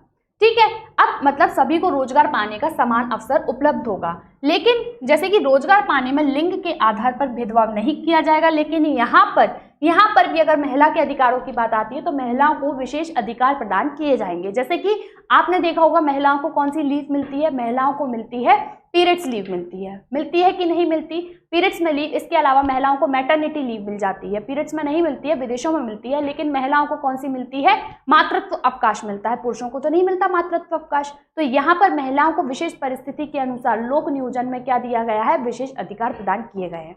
दिए गए हैं कि नहीं दिए गए। जैसे कि अगर कोई महिला प्रेग्नेंट है तो उसको क्या है, अलग से सुविधाएं आपको प्रदान करनी पड़ेगी। अगर महिला के साथ उसका एक बच्चा भी है, महिलाओं के साथ उसका छोटा बच्चा अगर काम करने में आता है तो आपको क्या झूले घर का निर्माण करना पड़ेगा। ये आपका कौन सा कानून कहता है, श्रम कानून में इस बात का स्पष्ट उल्लेख है कि अगर महिला है और उसके साथ अगर उसका बच्चा है तो आपको बच्चे के लिए विशेष उपबंध करना पड़ेगा, जैसे झूला घर, आंगनवाड़ी जैसा आपको कुछ एक अलग से रूम रखना पड़ेगा जिसमें बच्चे को सारी सुविधाएं उपलब्ध हों। इस बात की वहां पर बात की गई है। तो रोजगार पाने में भी लिंग के आधार पर क्या किया जा सकता है, सकारात्मक भेदभाव किया जा सकता है। उसके बाद बात करें आर्टिकल 23(1), 23 क्या कहता है, अवैध मानव तस्करी और बलात् श्रम का निषेध यहाँ पर किया गया है। तो महिलाओं के लिए अगर विशेष बात आती है तो यहाँ पर इस आर्टिकल के तहत बात की गई है। अगर बात करें 51(a)(e) की, कौन सी, आर्टिकल 51(a)(e) जो हमारा क्या है, कौन से किसके तहत आता है, जो हमारे मौलिक कर्तव्यों के तहत आता है, उसमें भारत के सभी लोगों में समरसता और समान भ्रातृत्व की भावना का निर्माण करे, जो धर्म, भाषा, प्रदेश या वर्ग आधारित सभी भेदभाव से परे हो, ऐसी प्रथाओं का त्याग करें जो स्त्रियों के सम्मान के विरुद्ध हो। तो यहाँ पर भी हमारा जो मौलिक कर्तव्यों में क्या बात की गई है कि आपको किसी भी इस प्रकार की प्रथा का, अगर कोई प्रथा है जो जहाँ पर स्त्री का सम्मान का हनन हो रहा है तो यहाँ पर आपको उन प्रथाओं का त्याग करना पड़ेगा, जैसे कि क्या, दहेज प्रथा, बाल विवाह, इसके अलावा उनके साथ रेप हो जाता है या फिर कोई इस तरीके की घटना जिनसे महिला के सम्मान को क्या होता है, हनन होता है, तो आपको क्या करना है, ऐसी प्रथाओं का त्याग करना है। तो कौन सा आर्टिकल कहता है, वो कहता है आर्टिकल हमारा 51(a)(e), ठीक है। अगर मैं बात करूं 39D की, आर्टिकल 39D और 39A, आर्टिकल 39A, यहाँ पर आर्टिकल 39D स्मॉल डी है। आर्टिकल 39D की अगर बात करें तो जीविका के पर्याप्त साधन हेतु राज्य द्वारा महिला और पुरुष हेतु समान अधिकार दिए जाएंगे। मतलब कि क्या बोलता है कि राज्य क्या करेगा, जीविका के पर्याप्त साधन उपलब्ध कराएगा, किसको, महिला और पुरुष, किसको, महिला और पुरुष दोनों को क्या किया जाएगा, जीविका के पर्याप्त साधन, मतलब कि उनको जीविका मतलब रोजगार देने के पर्याप्त साधन दोनों को राज्य बराबर उपलब्ध कराएगा। ऐसा नहीं है कि पुरुषों को ज्यादा रोजगार देगा, महिलाओं को कम देगा, बराबर बराबर का अधिकार देगा। और 39 क्या कहता है, 39 से बोलता है कि आपको क्या है, बराबर वेतन भी देना पड़ेगा। 39 क्या कहता है, महिला और पुरुष को समान रूप से आजीविका के पर्याप्त साधन का अधिकार है। और 39D क्या कहता है, समान कार्य के लिए समान वेतन। यहाँ पर 39A कर लो और 39D क्या कहता है, समान कार्य के लिए समान वेतन, समान कार्य के लिए समान वेतन। मतलब ऐसा नहीं है कि आपने महिला से कार्य कराया है तो आपको सैलरी कम देनी पड़ेगी, और अगर महिला से काम नहीं कराया, मतलब पुरुष और महिला दोनों ही क्या कर रहे हैं, बराबर बराबर काम कर रहे हैं। मतलब मान लो पुरुष क्या कर रहा है, एक दिन काम कर रहा है, जैसे कि पुरुष क्या है, पुरुष किसी काम को 1 डे में कर रहा है और उसी काम को जो फीमेल है वो भी 1 डे में कर रही है, लेकिन यहाँ पर आप उसको सैलरी 20 रुपीज़ दे रहे हो और यहाँ पर उसको 10 रुपीज़ दे रहे हो, ये तो डिस्क्रिमिनेशन है। तो यहाँ पर क्या है, समान कार्य के लिए आपको समान वेतन दिया जाएगा। ये आर्टिकल 39D कहता है और ये आर्टिकल क्या कहता है, हमारा 39A कहता है, 39A। 39A आर्टिकल हमारा क्या कहता है कि समान कार्य के लिए क्या दिया जाएगा, समान वेतन दिया जाएगा। 39D आर्टिकल कहता है कि समान कार्य के लिए समान वेतन दिया जाएगा और 39A आर्टिकल कहता है कि जीविका के लिए पर्याप्त, स्त्री और पुरुष दोनों को ही क्या किया जाएगा, जीविका के पर्याप्त साधन उपलब्ध कराए जाएंगे। नेक्स्ट हमारा आर्टिकल कहता है 39E, जो 39E अनुच्छेद है उसमें कहता है कि महिला श्रमिकों की क्षमता और स्वास्थ्य को हानि पहुंचाने वाला, क्या, स्वास्थ्य को हानि पहुंचाने वाले व्यवसाय करने पर बाध्य नहीं किया जाएगा। मतलब हमें क्या है, श्रमिक जैसे लेबर होती है, महिला और पुरुष दोनों की लेबर है, ठीक है। अब मान लो महिला की स्थिति ऐसी है कि वो उस काम को नहीं कर सकती है, महिला का जो शारीरिक संरचना है वो उस कार्य को करने के लिए कैपेबल नहीं है, तो वहां पर महिला को उस कार्य को जबरदस्ती करने के लिए नहीं कहा जाएगा। कि अगर मतलब साफ कहता है ये आर्टिकल कि महिला श्रमिकों की क्षमता और स्वास्थ्य को हानि पहुंचाने वाले व्यवसाय को करने पर उसको बाध्य नहीं किया जाएगा, उसकी मर्जी पर है कि वो ऐसा कार्य कर सकती है। मान लो उससे बोल दिया जाए कि आप, जैसे पुरुष है, पुरुष किसी बोरी है, एक बोरी को आसानी से ढो सकता है, लेकिन वही कार्य अगर एक महिला को करने को दे दिया जाए तो शायद ऐसा नहीं होगा, है ना, शायद ऐसा नहीं होगा, कुछ करने में सक्षम है, लेकिन अगर मेरे जैसी को बोल दिया जाए तो आई कांट डू, है ना। तो वही चीज है कि यहाँ पर क्या है कि महिला श्रमिकों की क्षमता के अनुसार आपको कार्य दिया जाएगा। अगर कोई ऐसा काम जो आपकी हेल्थ को हानि पहुंचाता है, कोई स्वास्थ्य को हानि पहुंचाता है, तो वो काम आपसे नहीं करवाया जाएगा। फिर आर्टिकल 42, इसको आप इस तरीके से याद कर सकते हो, जैसे शादी होती है, शादी के बाद क्या होगी, जो लड़की है वो प्रेग्नेंट होगी, तो 42 मतलब ब्याह, इस तरीके से पर्दे में कर सकते हो। तो ब्याह में क्या किया जाएगा, काम की न्याय संगत और मानवोचित दशाओं और प्रसूति सहायता किसको दी जाएगी, आर्टिकल 42 के तहत काम की, जब तक जैसे कि लेडी प्रेग्नेंट है, प्रेग्नेंट लेडी को काम की न्याय संगत मानवोचित दशाएं दी जाएंगी और उसको क्या दिया जाएगा, प्रसूति सहायता, मतलब कि उसको प्रसूति सहायता, मैटरनिटी रिलीफ उसको दिया जाएगा। फिर उसके बाद आता है आर्टिकल 47। आर्टिकल 47 क्या कहता है कि अगर किसी भी महिला के पास खाने पीने की सही तरीके से व्यवस्था नहीं है, उसको ढंग से पोषाहार नहीं मिल रहा है, तो आपको यहाँ पर क्या करना पड़ेगा, पोषाहार को स्तर और जीवन स्तर को ऊंचा करना और लोक स्वास्थ्य में सुधार करना, ये आपका कर्तव्य है। जैसे कि आपने देखा होगा, इसके लिए कौन सी योजना चलती है, इसके लिए सरकारी योजना कौन सी चला रही है, प्रधानमंत्री मातृत्व योजना चला रही है कि नहीं चला रही, प्रधानमंत्री मातृत्व योजना, प्रधानमंत्री मातृ वंदना योजना बुजुर्गों के लिए चल रही है, जो मातृ वंदना योजना। इसके बाद जीवन जननी सुरक्षा योजना, जननी सुरक्षा चल रही है। ये सब क्या है, ये महिलाओं से रिलेटेड योजना है। तो ये क्या है, पोषाहार स्तर और जीवन की सुरक्षा को, जैसे मध्य प्रदेश सरकार की मैं बात करूं तो लालिमा योजना किससे संबंधित है, महिलाओं से संबंधित है। तो जीवन स्तर को ऊंचा करना है और उनको पोषण में देना है कि महिला इतना तो कम से कम ग्रहण करे कि वो अपने जीवन को सही तरीके से सुचारू रूप से चला सके। फिर उसके बाद आर्टिकल 243D3 कहता है कि पंचायत चुनाव में महिलाओं को क्या दिया जाएगा, 1/3 का आरक्षण दिया जाएगा।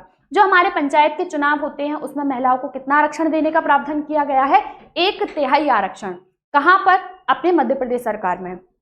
मध्य प्रदेश सरकार द्वारा महिलाओं को आर्टिकल कौन सा 243D3 के तहत पंचायत में, और नगर पालिका की अगर बात करें तो T3 और T4 में, कौन सा, T3 और T4 में, कहां पर, नगर पालिकाओं के चुनाव में महिलाओं हेतु 1/3 आरक्षण की बात की गई है। और 243D4 की बात करें तो पंचायत चुनाव में अध्यक्ष महिलाओं हेतु 1/3 सीट का आरक्षित है।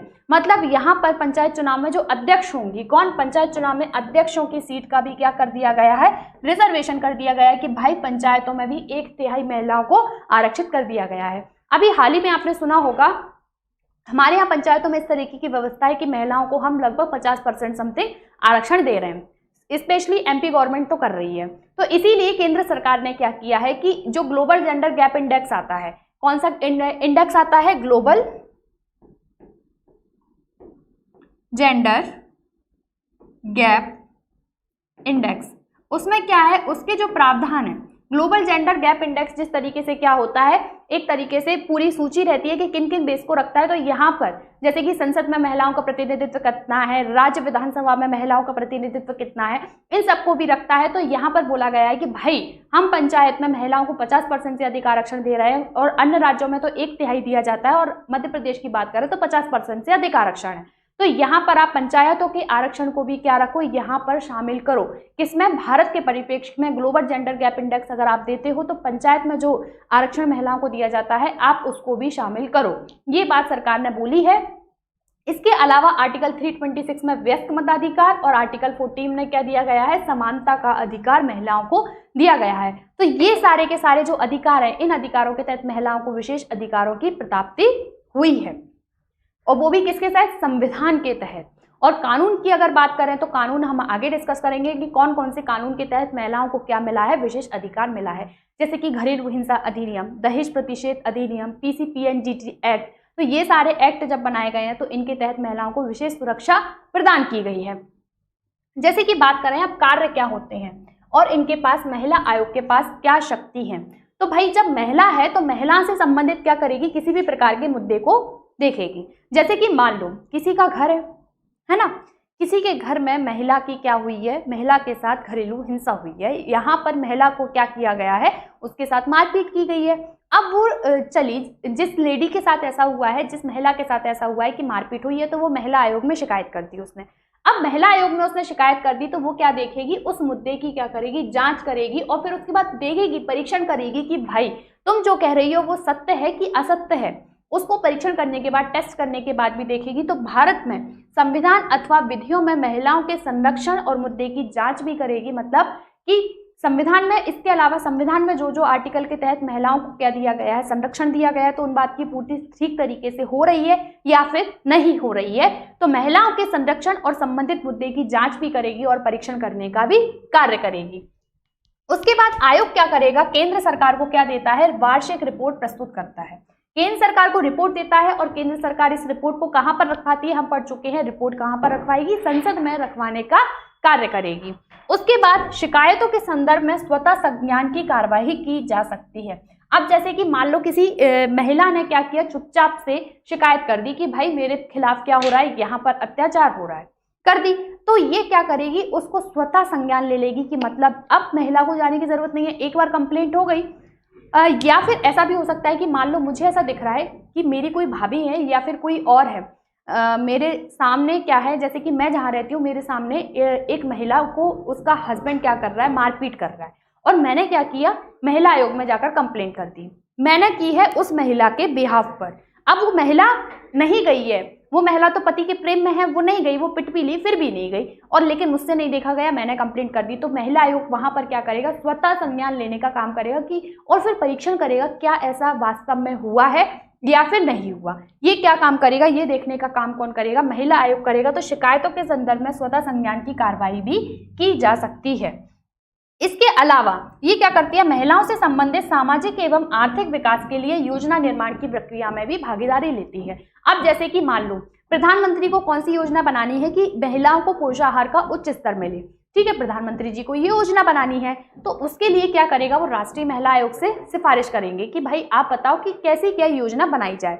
तो उन्होंने क्या बोला, महिलाओं को जैसे कि 5,000 रुपए के हमको देते हैं, प्रधानमंत्री मातृत्व योजना में क्या दिया जाता है, 5,000 रुपए, 6,000 रुपए जो भी प्रदान किए जाते हैं वो दिए जा रहे हैं। किसके लिए, कि भाई आपको क्या है, एक तरीके से थोड़ी सी मदद मिल सके, मदद के नाम पर ये पैसे दिए जाते हैं। जननी सुरक्षा की योजना की बात करो, या फिर जैसे अभी मध्य प्रदेश में हाल ही में लाडली बहना योजना लागू की गई है, जिसमें हर महिला के खाते में कितने रुपए जाएंगे, 1,000 रुपए जाएंगे।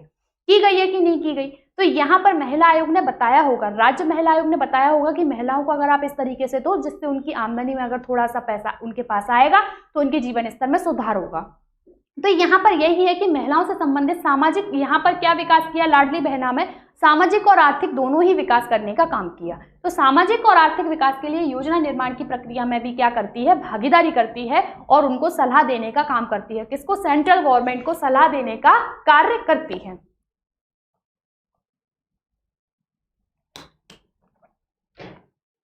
उसके बाद अगर बात करें ये क्या करती है, फिर उसके बाद जो इसका पूरा नाम क्या है, महिला एवं बाल विकास मंत्रालय। पूरा नाम क्या है, महिला एवं बाल विकास। तो ये बाल गृह मतलब जो कि हमारे क्या होते हैं, बच्चों वाले गृह होते हैं, जहां पर हम क्या रखते हैं, चाइल्ड शेल्टर होम होते हैं।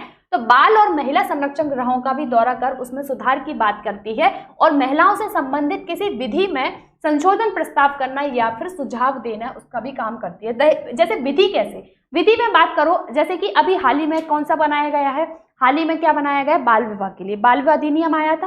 कौन सा अधिनियम आया है, बाल विवाह अधिनियम,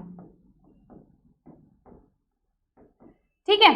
अब जब बाल विवाह अधिनियम आया है तो उसमें क्या करेगी, उसमें संशोधन के लिए क्या बोला है, इसने संशोधन प्रस्तावित करने का इसने भी तो सुझाव दिया होगा कि महिलाओं के साथ पूरी रिपोर्ट इसने रखी होगी कि है ना, महिला अगर कम उम्र में क्यों लाया गया, महिला कम उम्र में अगर माँ बन जाती है तो फिर क्या परिस्थिति पैदा होती है, या फिर है ना क्या कहते हैं महिला, इसके अलावा जल्दी शादी होने के क्या इफेक्ट होते हैं, देर से शादी होने के क्या इफेक्ट होते हैं, क्या वो अपनी स्टडी ठीक तरीके से नहीं कर पाती। इस तरीके से कुछ चरणगत बिंदु रखे गए होंगे, तभी तो ये इसकी 21 हमारी आयु की गई है, 18 से 21 वर्ष बढ़ाया गया है। कुछ ना कुछ पॉइंट रखे गए होंगे, तो इसी महिला आयोग ने क्या किया होगा, सिफारिश की होगी और इसके अलावा क्या किया होगा, सुझाव दिए होंगे कि आप ऐसा ऐसा कर सकते हैं। इसके अलावा हिंदू विवाह अधिनियम 1955, दहेज निवारण अधिनियम, दहेज एक्ट कौन सा है, 1961 में भी इसने क्या किया है, संशोधन की मांग की है कि भाई दहेज में आप क्या करो, कानून को और भी कठोर करो कि यहाँ पर क्या है, लोग दहेज लेने से मांग ही नहीं रहे, बोलते हम तो सरकारी नौकरी लग गई तो बस अब हमारा इतने का रुपए फिक्स है, रेट फिक्स हो जाती है कि इतनी इतनी रेट यहाँ पर फिक्स है, तो दहेज लेना और देना दोनों ही पाप है, पहली बात तो। और अगर कोई भी ऐसा करता पाया जाता है तो उसको क्या है, शिकायत का प्रावधान है। तो भाई अगर अब आपके सिलेक्शन के बाद कोई फ्रेंड लेते दिखें तो कर देना कंप्लेंट, बस उसी दिन उनकी जॉब चली जाएगी। यह आयोग सिविल न्यायालय की क्या करता है, उसे सिविल न्यायालय की क्या है, शक्ति प्राप्त है। सिविल न्यायालय की क्या है, इसको शक्ति प्राप्त है। ये सिविल न्यायालय क्या है, सिर्फ आपराधिक मामलों को छोड़कर सभी प्रकार के जो मामले होते हैं वो क्या है, सिविल मामले कहलाते हैं। और ये महिलाओं से संबंधित मामलों की जांच कर सकता है। भाई महिला आयोग है तो महिलाओं से संबंधित मामलों की जांच करेगा ही कि कहां पर महिला के साथ किसी प्रकार का कोई हनन तो नहीं हो रहा है या फिर किसी प्रकार का कोई अत्याचार तो नहीं हो रहा है। और विभागों से रिपोर्ट मांग सकता है और किसी भी व्यक्ति को या अधिकारी को समन जारी कर सकता है। अब क्या है, जैसे कि मान लो पुलिस विभाग है, वहां पर महिलाओं ने क्या की है, कंप्लेंट की है, किसको लेकर, जैसे कि महिला के साथ कोई भी छेड़खानी करता है या फिर उनके साथ कोई दुष्कृत्य करता है या इसको लेकर कोई भी रिपोर्ट दर्ज की गई है, कहां पर, पुलिस विभाग में। अब पुलिस विभाग उस रिपोर्ट को कितने सीरियसली लेती है और किस प्रकार से उन कामों को कर रही है, क्या वो रिपोर्ट प्रोग्रेस में या फिर वो फाइल को बंद कर दिया गया है, तो इन सभी चीजों की जानकारी वो क्या करती है, महिला आयोग पुलिस विभाग से अपने पास मंगा सकती है। इसी प्रकार या फिर अन्य कोई भी विभाग, तो विभाग से क्या कर सकती है, रिपोर्ट मांग सकती है। इसके अलावा किसी व्यक्ति या फिर अधिकारी को समन भी जारी कर सकती है। अब ये किस अधिकारी को समन जारी करेगी भाई, तो किसको करेगी, जैसे कि पुलिस अधिकारी है, संबंधित अधिकारी उस के पास क्या गया है, केस गया है, जैसे कि हाँ हम ऐसे समझ सकते हैं, जैसे कि ए अधिकारी है, ठीक है, ए अधिकारी के पास क्या गया है, केस है, ए अधिकारी के पास केस गया है, तो ये क्या करेगी, ए अधिकारी को बोलेगी कि भाई आ जाओ, तुमने क्या क्या इस केस में कार्य किया है, क्या तुम्हें सबूत मिले हैं, तुम्हारी केस की कार्रवाई कितने आगे तक बढ़ी है। तो ये सब क्या करेगी, उस अधिकारी से मांग सकती है, उससे रिपोर्ट मंगा सकती है कि भाई अपने केस की क्या करो, प्रोग्रेस रिपोर्ट हम तक दो, है ना। तो उस अधिकारी से क्या कर सकती है, और अधिकारी ने मान लो सही तरीके से कार्य नहीं कर रहा है, अधिकारी खाना पूर्ति कर रहा है और काम को सही तरीके से अपने निर्वहन नहीं कर रहा है, पद के कर्तव्यों का उल्लंघन कर रहा है, तो क्या कर सकता है, अधिकारी को ये समन भी जारी कर सकती है। क्या कर सकती है फ्रेंड्स, समन जारी करने का कार्य कर सकती है। इसके अलावा अगर इसके मेन फैक्ट्स और इंपॉर्टेंट फैक्ट्स की बात करें, कैसे फैक्ट्स, इंपॉर्टेंट फैक्ट्स की बात करें तो भाई मैंने आपको बताया था कि गिरिजा व्यास को, किसको फ्रेंड्स, गिरिजा व्यास को क्या किया गया है, 2 बार राष्ट्रीय महिला आयोग का अध्यक्ष बनाया जा चुका है। क्वेश्चन आपसे अगर इस तरीके से पूछा जाए, ऐसी कौन सी अध्यक्ष है महिला आयोग की, राष्ट्रीय महिला आयोग की ऐसी कौन सी अध्यक्ष है जिन्हें पहली बार 2 बार एक ही पद पर नियुक्त किया गया है। यहाँ पर 2 बार पद पर नियुक्त किया गया है, तो आपको यहाँ से एक पॉइंट और मिला कि ये पुनः नियुक्ति के पात्र होते हैं। क्या होते हैं, यहाँ से आपको क्या पॉइंट मिला कि ये पुनः नियुक्ति के पात्र होते हैं, पुनः नियुक्ति के पात्र होते हैं, ये पॉइंट आपको यहाँ से मिला है फ्रेंड्स। फिर उसके बाद राष्ट्रीय महिला आयोग राष्ट्र महिला मासिक पत्रिका का क्या करता है, समाचार पत्र निकालता है। कौन सी पत्रिका है, राष्ट्र महिला समाचार पत्रिका का क्या करता है, ये प्रकाशन भी करता है। फिर उसके बाद राष्ट्रीय महिला आयोग क्या करता है, नोडल एजेंसी कौन है, राष्ट्रीय महिला आयोग के लिए नोडल एजेंसी कौन है, महिला एवं बाल विकास मंत्रालय है। ठीक है, उसका गठन कब हुआ है, 30 जनवरी 2006 को हुआ है। कब हुआ है, 30 जनवरी 2006 को हुआ है। देखो फ्रेंड्स, हमने इधर क्या पढ़ा था, हमने यहाँ पर पढ़ा था कि 26 सितंबर 1985 को मानव संसाधन विकास मंत्रालय का गठन किया गया है, और इससे अलग करके कब फ्रेंड्स, इससे अलग करके 30 जनवरी 2006 को क्या किया गया है, नेशनल वुमेन कमीशन, राष्ट्रीय महिला, सॉरी नेशनल वुमेन कमीशन नहीं, राष्ट्रीय महिला एवं बाल विकास मंत्रालय, कौन सा, राष्ट्रीय महिला एवं बाल विकास मंत्रालय का गठन किया गया है। किसका, राष्ट्रीय महिला एवं बाल विकास मंत्रालय का गठन किया गया है। ठीक है फ्रेंड्स, इतना आपको याद रखना है। कब, देखो 31 जनवरी 1992 को तो क्या हुआ है, राष्ट्रीय महिला आयोग अधिनियम आया है, एक डेट घटा दो, 30 जनवरी, कब, 30 जनवरी 2006 को राष्ट्रीय महिला एवं बाल विकास मंत्रालय का क्या हुआ है, यहाँ पर गठन हुआ है। फिर इसका आदर्श वाक्य अगर आपसे पूछ लिया जाए कभी कि भाई राष्ट्रीय महिला आयोग का आदर्श वाक्य क्या है, तो इसका आदर्श वाक्य क्या है, महिलाओं के अधिकारों का सतत संरक्षण। अब आपसे पूछ सकते हैं महिलाओं के अधिकारों का संरक्षण, मान लो वहां से सतत गायब कर दिया, तो एक क्या है, एक आपसे थीम लाइन इसकी पूछी जा सकती है कि महिलाओं के अधिकारों का सतत संरक्षण, uninterrupted protection of the rights of women. अब फिर क्वेश्चन नेक्स्ट पूछा जा सकता है, जल्दी से बताओ कि राष्ट्रीय महिला दिवस कब मनाते हैं और अंतर्राष्ट्रीय महिला दिवस कब मनाया जाता है। तो राष्ट्रीय महिला दिवस की अगर बात करें तो इसे मनाया जाता है 13 फरवरी को और अंतर्राष्ट्रीय महिला दिवस मनाया जाता है 8 मार्च को। और 13 फरवरी का जो बनाना हमने शुरू किया है वो कब से किया है फ्रेंड्स, 2014 से। अब जो राष्ट्रीय महिला आयोग के अध्यक्ष हैं हमारी रेखा शर्मा जी, उनको किसके समान दर्जा प्राप्त है, राष्ट्रीय महिला आयोग के अध्यक्ष को किसके समान दर्जा प्राप्त होता है, कैबिनेट मिनिस्टर के समान उसको क्या होता है, दर्जा प्राप्त होता है। किसके समान, कैबिनेट मिनिस्टर के समान उसको दर्जा प्राप्त होता है। अब वर्तमान अध्यक्ष की बात करें तो कौन है, रेखा शर्मा जी, दूसरी बार इनको अपॉइंट किया गया है और ये अब तक के पूरे अध्यक्ष हैं। देखो कौन है, अब इसको ऐसे याद कर सकते हैं, जो जयंती जी हैं, कौन, जयंती जी हैं, वो किसके मिलने गई थी, मोहिनी के यहाँ पर मिलने गई थी, लेकिन विभा ने बोला कि भाई हम आपसे नहीं मिल सकते। किसने, जयंती जी मोहिनी के यहाँ मिलने गई थी, विभा ने क्या किया, उनसे मिलने से मना कर दिया। तो जयंती पटनायक हमारी कौन है, पहली अध्यक्ष है। मोहिनी गिरी कौन है, मोहिनी गिरी दूसरी अध्यक्ष है। फिर विभा पार्थ सारथी, सबका 3-3 साल का कार्यकाल है, हम पूरे नाम याद करते हैं। जयंती जी किससे मिलने गई थी, मोहिनी से मिलने गई थी। किससे, किसी से बात करनी होगी, कुछ अलग टॉपिक हो सकता है। तो जयंती जी मोहिनी से मिलने गई थी, लेकिन विभा ने बोला नहीं, मैं तो नहीं जाऊंगी। क्यों नहीं जाऊंगी, क्योंकि पूर्णिमा बहुत तेज गरजी थी। पूर्णिमा बहुत तेज गरज के बात की थी मुझसे। तो पूर्णिमा क्या है, बहुत तेज गरज की, मतलब पूर्णिमा आडवाणी, गिरजा व्यास 2 बार हो गए। अब हमारी ममता जी को कौन नहीं जानता, पश्चिम बंगाल की, है ना। ममता बनर्जी यहाँ पर नहीं है, कौन है, ममता शर्मा।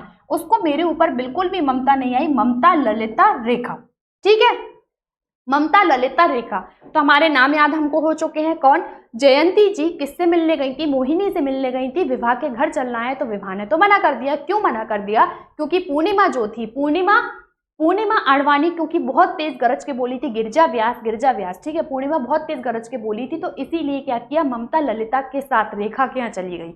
ममता शर्मा, ललिता कुमार मंगलम और रेखा शर्मा, ये हमारी अब तक की अध्यक्ष, टोटल 10 अध्यक्ष रही हैं। इनके सीक्वेंस आपको याद करने हैं तो वो कर सकते हैं, पूरे नाम तो आपको करने ही है, क्योंकि आपसे नंबर पूछा जा सकता है, पहले अध्यक्ष कौन है ये पूछा जा सकता है, कौन 2 बार अध्यक्ष अपॉइंट हुए हैं आपसे ये पूछा जा सकता है, या फिर इनमें से कौन अध्यक्ष नहीं रहा है ये आपसे पूछा जा सकता है।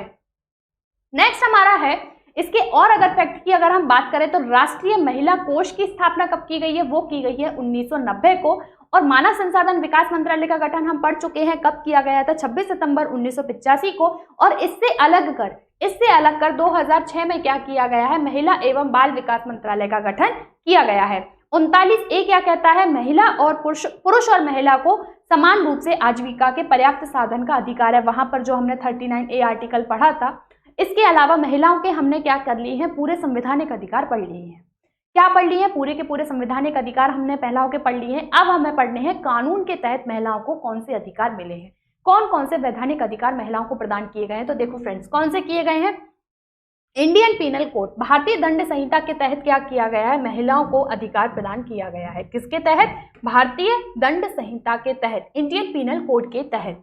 उसके बाद बात करें, दहेज निषेध अधिनियम आया था, सबसे बड़ा एक्ट आजकल बोल सकते हैं। कोई भी लड़की क्या करे, अगर दहेज लेता है तो वो क्या कर दे, दहेज एक्ट लगा दे, दहेज एक्ट लगा दे। मान लो अगर उस व्यक्ति की सरकारी नौकरी है या फिर किसी भी प्रकार की जॉब करता है, प्राइवेट भी करता है, सरकारी भी करता है, बिजनेस भी करता है, या फिर कोई अदर काम करता है, तुरंत ही अंदर हो जाएंगे। बहुत खतरनाक एक्ट है, सस्ता वस्ता एक्ट नहीं है कि आप इसको बहुत ही हल्के में ले लो। अगर एक बार किसी व्यक्ति पर दहेज एक्ट लग जाता है, दहेज एक्ट देखो पति पर लगाया जा सकता है, ननद पर, है ना, सास पर, ससुर पर, जेठानी, दिरानी, मतलब कोई भी परिवार में कोई भी व्यक्ति जो कि अगर संबंधित व्यक्ति से, संबंधित महिला से दहेज की मांग करता है, संबंधित महिला से अगर दहेज की मांग करता है तो आप क्या कर सकते हो, उस पर एक्ट, ये वाला दहेज प्रतिषेध अधिनियम के तहत 1961 के तहत उस पर एक्ट लगाया जा सकता है। इस बात का आपको ध्यान रखना है ना, अगर लगता है तो बिल्कुल लगा देना, कोई दिक्कत नहीं है। तो यहाँ पर दहेज प्रतिषेध अधिनियम 1961 के तहत यहाँ पर उनको, महिलाओं को अधिकार प्रदान किए गए हैं। तभी तो क्या है, आजकल आपको देखने को मिलेगा दहेज एक्ट। और यहाँ पर इस केस में आपने देखा होगा, दहेज के लिए परेशान भी कौन करता है, हस्बैंड कम करता है, सास ससुर आपको ज्यादा देखने को मिलेंगे। एक केस और एक स्टडी, अगर ये रिपोर्ट क्या कहती है कि एक पति कम डिमांड करता है लेकिन उसकी फैमिली वाले ज्यादा डिमांड करते हैं, किसकी? दहेज की। तो यहाँ पर एक महिला ही महिला की दुश्मन है, आप इस तरीके से भी मान सकते हैं इस पॉइंट को लेकर। उसके अलावा मेडिकल टर्मिनेशन प्रेगनेंसी एक्ट 1971 में आया है और महिलाओं का अभद्र प्रतिनेत निषेध अधिनियम 1986 में आया है। यहाँ पर मतलब अगर महिलाओं के साथ कोई अभद्र भाषा का प्रयोग होता है या फिर उनके साथ कोई भी हरेसमेंट होता है तो उसको रोकने के लिए अधिनियम कब आया था? 1986 में। फिर घरेलू हिंसा संरक्षण अधिनियम 2005 में आया है। ध्यान रखना, जो घरेलू हिंसा संरक्षण अधिनियम है वो 7 सालों तक दहेज एक्ट रहता है वो 7 ईयर तक वैलिड रहता है। कितने ईयर तक? 7 ईयर तक, मतलब शादी के बाद 7 सालों तक महिला क्या कर सकती है? दहेज एक्ट लगा सकती है। अब मेरी वीडियो किसी ने देख ली, अब मान लो मेरी मम्मी की एज के कोई महिला ने देखी है, उसने बोला मेरे टाइम पे तो पैसे लिए थे तो लगा दूं क्या? ऐसा नहीं है, केवल 7 सालों तक ही आप दहेज एक्ट लगा सकते हैं। आपको इस बात का ध्यान रखना है। घरेलू हिंसा से संरक्षण अधिनियम, घरेलू हिंसा अगर पति के द्वारा, सास ससुर के द्वारा या फिर कोई भी अन्य व्यक्ति के द्वारा घरेलू हिंसा की जाती है तो उक्त महिला द्वारा क्या किया जा सकता है? उस संबंध में शिकायत दर्ज करवाई जा सकती है, जिससे क्या होगा? संबंधित व्यक्ति पर कार्रवाई की जाएगी। कार्यस्थल पर महिलाओं का यौन उत्पीड़न से भी क्या दी गई है? सुरक्षा दी गई है। मतलब कि कार्यस्थल पर, जैसे कि मान लो कोई वर्किंग प्लेस है, वर्किंग प्लेस पर यहाँ पर उसको सेक्सुअल हरेसमेंट उसका ना हो तो उसके लिए भी उसको क्या किया गया है? सुरक्षा प्रदान की गई है। अगर कोई भी इस तरीके का कृत्य किया जाता है तो महिला क्या कर सकती है? तुरंत ही शिकायत दर्ज करा सकती है। तो यहाँ पर कुछ ऐसे कानून बनाने की जरूरत क्यों पड़ी? अब दहेज को क्या है, किसी भी जगह संविधान में परिभाषित नहीं किया गया और दहेज तो ले रहे थे, तो इसी कारण एक अलग से कानून बनाने की क्या पड़ी? जरूरत पड़ी कि भाई अगर ऐसा होता है तो तुरंत ही क्या की जाए? शिकायत दर्ज की जाए। नेक्स्ट है हमारा, अब हम पढ़ते हैं, ये था हमारा राष्ट्रीय महिला आयोग के बारे में। अब हमें पढ़ना है किसके बारे में? मध्य प्रदेश का महिला आयोग के बारे में। हमने राष्ट्रीय महिला आयोग के बारे में सब कुछ पढ़ चुके हैं कि नियुक्ति कौन करता है? केंद्र सरकार करती है। रिपोर्ट किसको देता है? केंद्र सरकार को देता है। हटाएगा कौन? केंद्र सरकार हटाएगा। अब तक टोटल 10 महिला रह चुकी हैं। 2 बार कौन रह चुकी हैं? गिरिजा व्यास रह चुकी हैं। वर्तमान में कौन है? रेखा शर्मा जी हैं। पहली कौन थी? जयंती पटनायक जी थी। इसके अलावा अगर मैं बात करूं, मासिक पत्रिका कौन सी निकालता है? महिलाओं के लिए एक मासिक पत्रिका भी निकालता है और इसका गठन कब किया गया था? 31 जनवरी 1992 को इसका गठन किया गया था। इस अधिनियम के तहत 30 अगस्त 1990 का अधिनियम आया था, उसके तहत इतना ध्यान रखना है। और महिला एवं बाल विकास मंत्रालय का गठन कब किया गया है? 30 जनवरी 2006 को महिला एवं बाल विकास मंत्रालय का किया गया है? गठन किया गया है। इतने छोटे छोटे से कीवर्ड्स के पॉइंट हैं, इसको आप बना के रख सकते हैं। और अगर इनकी संरचना की बात की जाए तो एक अध्यक्ष होता है, एक सचिव होता है, 5 सदस्य होते हैं। अध्यक्ष हमेशा महिला होगी और जो 5 सदस्य होते हैं उनमें से एक SC का और एक ST का होना अनिवार्य है, ये आपको ध्यान रखना है। अब मध्य प्रदेश महिला आयोग की बात करें तो भाई सबसे पहले यही पढ़ते हैं हम, कब स्थापना की गई, किस अधिनियम के तहत की गई, नियुक्ति कौन करेगा, हटाएगा कौन, शपथ कौन दिलाएगा, इसके अलावा इसकी संरचना क्या होती है, क्या इसके कार्य होते हैं, क्या इसके पास शक्तियां प्राप्त है। ये किसी भी आयोग को पढ़ने का एक सीक्वेंस होता है। तो मध्य प्रदेश महिला आयोग की अगर मैं बात करूं तो इसकी स्थापना कब की गई थी? इसकी स्थापना की गई थी 23 मार्च 1998 को। अगर राष्ट्र की महिला आयोग की बात करूं, राष्ट्र वाले की, तो कब की गई थी फ्रेंड्स? 31 जनवरी 1992 को। और मध्य प्रदेश महिला आयोग की स्थापना कब की गई थी? 23 मार्च 1998 को। पेपर में पूछा जा चुका है, इंपोर्टेंट क्वेश्चन है कि कब की गई है? 23 मार्च 1998 को। और अधिनियम कब आया है? तो देखो अधिनियम आया है इसका 1995 में। मध्य प्रदेश राज्य महिला आयोग अधिनियम कब आया है? 1995 में इसका अधिनियम आया है। सोचो 3 साल बाद जाके स्थापना हुई है इसकी। कब? 1998 में, 23 मार्च 1998 में। फिर उसके बाद इसमें क्या होता है? सेम इसकी संरचना है। इसमें एक अध्यक्ष होता है, 5 अशासकीय सदस्य होते हैं और एक सचिव होते हैं। अध्यक्ष हमेशा महिला होगी और 5 जो अशासकीय सदस्य होंगे उसमें क्या है? एक SC होगा और एक क्या होगा? ST का होगा। एक सदस्य यहाँ पर SC का होगा, मतलब शेड्यूल कास्ट का होगा, और एक सदस्य किसका होगा? शेड्यूल ट्राइब का होगा। ये आपको याद रखना है। ये मध्य प्रदेश महिला आयोग की क्या है? संरचना है। फिर उसके बाद यहाँ पर भी जो राष्ट्रीय महिला आयोग था उसमें अध्यक्ष को किसके समान दर्जा प्राप्त था? कैबिनेट मंत्री के समान दर्जा प्राप्त था। तो यहाँ पर भी अध्यक्ष को कैबिनेट मंत्री के समान दर्जा प्राप्त है और सदस्य क्या है? राज्य मंत्री के समान दर्जा उनको दिया गया है। फिर उसके बाद आयोग में जो एक सदस्य होगा वो सचिव, वो क्या होगा? शासकीय विभाग के उप सचिव श्रेणी का होता है। कैसा होता है, अपर सेक्रेटरी लेवल का होता है, डेप्यूटी सेक्रेटरी लेवल का होता है। क्या होता है, जो मतलब जो यहाँ पर ये सचिव रहता है वो कैसे स्तर का अधिकारी होता है, वहां पर जो अखिल भारतीय स्तर की सेवा का अधिकारी होगा कौन, सचिव। यहाँ पर जो सचिव होता है वो कैसा होता है, उप सचिव श्रेणी का अधिकारी होता है। उसके अलावा जो सदस्य हैं, सदस्य और अध्यक्षों सहित में से क्या होगा, SC ST और OBC का होना अनिवार्य है। सदस्य, अध्यक्ष और इन सब में क्या है, SC ST और OBC का होना क्या है, अनिवार्य यहाँ पर रखा गया है। ये आपको ध्यान रखना है, ठीक है। नेक्स्ट है हमारा कि इनकी पदावधि कितनी होती है, तो भाई 3 वर्ष। क्या होता है, 3 वर्ष इनकी पदावधि होती है। सेम किसके जैसे, केंद्र सरकार के जैसे इनकी 3 साल की पदावधि होती है। 3 वर्ष या 65 वर्ष किसकी, आयोग के अध्यक्ष और सदस्यों की, जो भी पहले हो। और ध्यान रखना पुनर्नियुक्ति के पात्र हैं, पुनर्नियुक्ति के पात्र क्या है, ये हैं। तो मध्य प्रदेश राज्य महिला आयोग के अध्यक्ष और सदस्यों की पदावधि 3 वर्ष या 65 वर्ष, जो भी पहले हो वो होगी। उसके अलावा आयोग के अध्यक्ष एवं सभी अशासकीय सदस्य विशिष्ट क्षेत्र। अब किनको आप क्या बनाओगे, 5 सदस्य होंगे और सचिव होंगे, उनको किसकी नॉलेज होनी चाहिए, तो उनको क्या है, वो या तो सोशल वर्कर हो, सामाजिक कार्यकर्ता हो, या फिर शिक्षा, चिकित्सा, विधि, इन सब से क्या हो, यहाँ से सदस्य मनोनीत किए जाते हैं। जो 5 सदस्य मनोनीत किए जाते हैं उनको शिक्षा का, स्वास्थ्य का, सामाजिक का, महिला आंदोलन का, महिला संगठनों का, इन सब का क्या होना चाहिए, उनको ज्ञान होना चाहिए। तो ये था हमारा महिला आयोग की पदावधि के बारे में। क्या पढ़ा हमने, नियुक्ति पढ़ी, नियुक्ति कौन करता है, राज्य सरकार, ठीक है। संरचना कौन निर्धारण करेगा, राज्य सरकार। सेम केंद्र सरकार, सेम राष्ट्रीय महिला आयोग जैसी हमारी संरचना है, जिसमें 1 अध्यक्ष, 1 सचिव और 5 अशासकीय सदस्य होते हैं, जो सामाजिक आंदोलन या फिर सामाजिक कार्यकर्ता, विधि, विज्ञान, चिकित्सा, स्वास्थ्य या फिर हमारे महिला आंदोलन, महिला संगठन, इन सब से जुड़े होते हैं। उनको क्या चुना जाता है, सदस्य चुना जाता है, सदस्य मनोनीत किया जाता है। और इसके अलावा उनमें से एक SC ST या फिर OBC का होना चाहिए। ये हमारे राज्य महिला आयोग में स्पष्ट किया गया है। उसके अलावा ये अपना इस्तीफा, ये किसको अपनी त्यागपत्र सौंपते हैं, तो देखो राज्य वाला है तो राज्य सरकार को त्यागपत्र सौंपेगा, केंद्र वाला है तो केंद्र सरकार को त्यागपत्र यहाँ पर सौंपेगा। इस बात को ध्यान रखना। तो देखो ये राज्य महिला आयोग किसको सौंपते हैं, अध्यक्ष और सदस्य अपना इस्तीफा किसको देते हैं, इस्तीफा देने का काम करते हैं राज्य सरकार को। किसको इस्तीफा देते हैं, राज्य सरकार को इस्तीफा देते हैं। और इनका निष्कासन मतलब इनको हटा देंगे, वैसे राज्य सरकार के मन में आएगा तो इनको हटा देंगे क्या, ऐसा बिल्कुल भी नहीं होता। इनका जो निष्कासन है वो राज्य सरकार द्वारा निम्न आधारों पर किया जाएगा।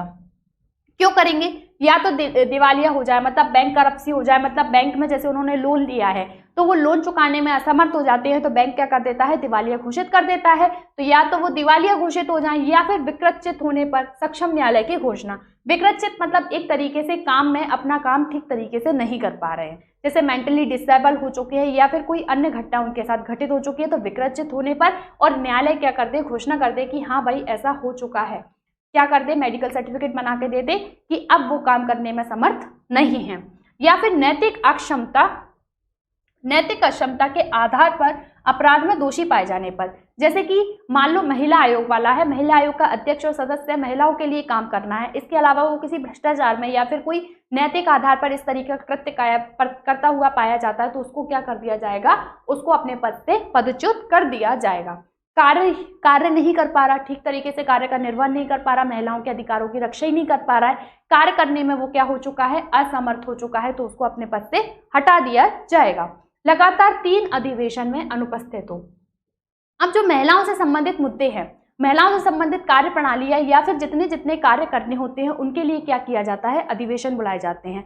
साल में 2 बार बुलाए जाते हैं और 6 माह का उनमें क्या होता है, गैप होता है। तो लगातार अगर वो 3 अधिवेशन में अनुपस्थित है तो उसको क्या कर दिया जाएगा, अपने पद से हटा दिया जाएगा।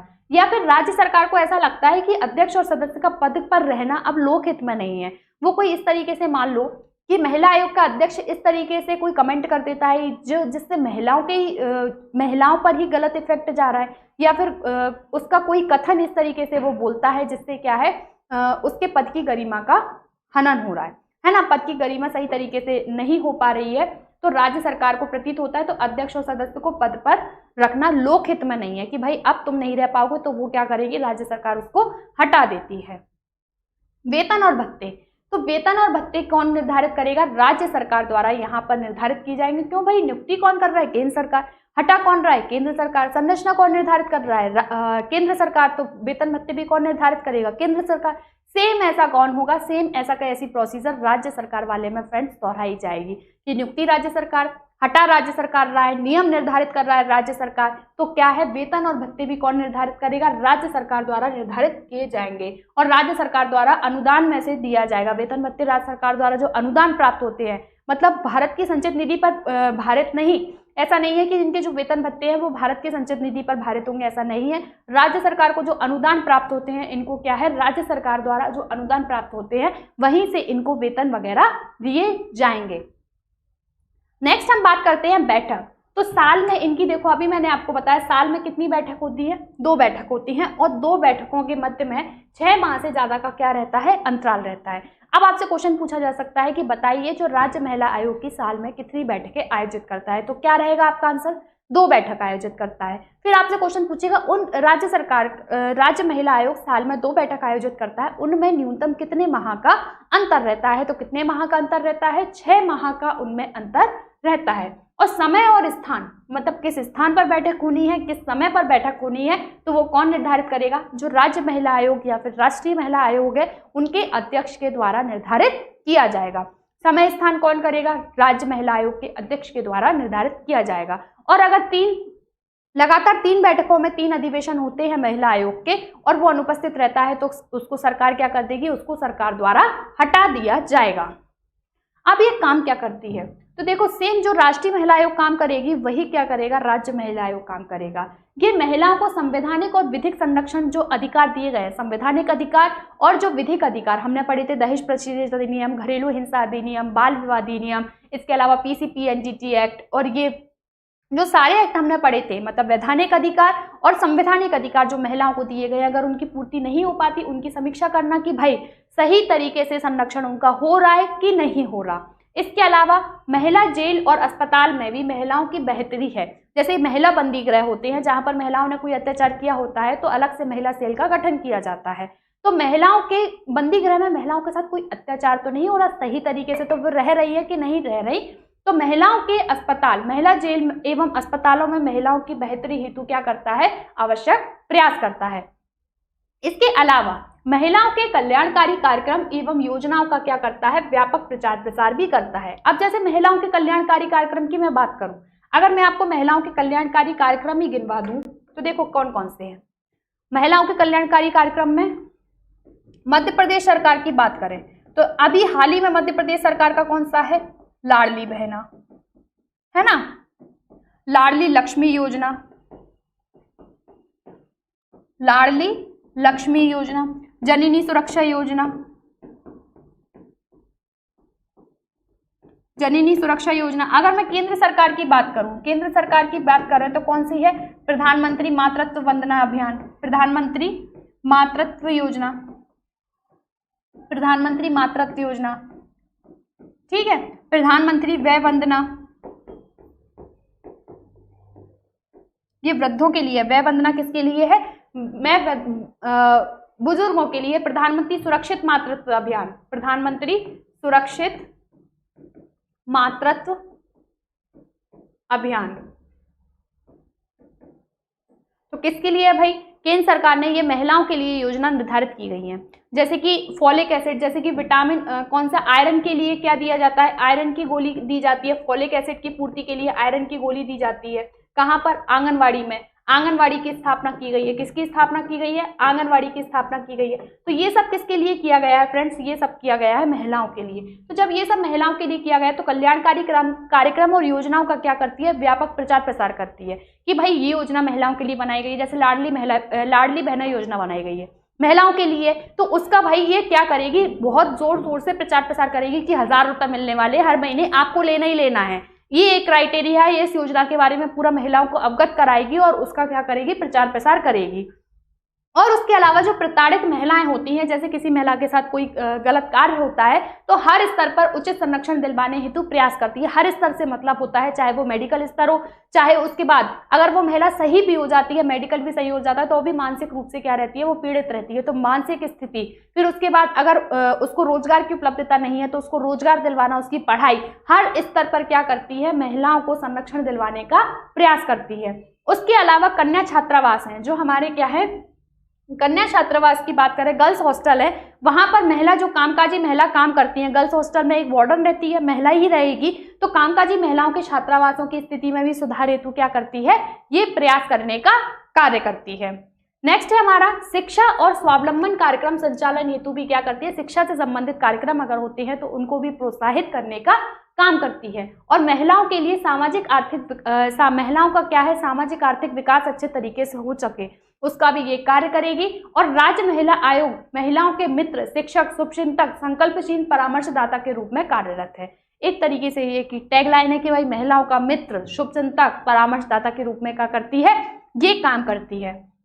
ये हम पढ़ चुके हैं, ये सांविधिक निकाय है, सिविल अदालत के समान इसको शक्ति प्राप्त है और ये क्या करती है, सतर्क जांचकर्ता, परीक्षणकर्ता, प्रेक्षक की हैसियत इसको प्राप्त है। और इसके अलावा अगर बात करें तो आयोग ऐसा अधिकार पूर्ण निकाय है, मतलब एक तरीके से इसको क्या है, ऐसे अधिकार प्राप्त है जिनको सरकार क्या है, अनदेखा नहीं कर सकती। अगर इसने कोई सिफारिश की है तो सरकार इसको ऐसे ही हल्के में नहीं ले सकती, पहले उसकी जांच पड़ताल करेगी कि भाई क्या इन्होंने सिफारिश की है, क्या इन्होंने ऐसा कुछ कहा है।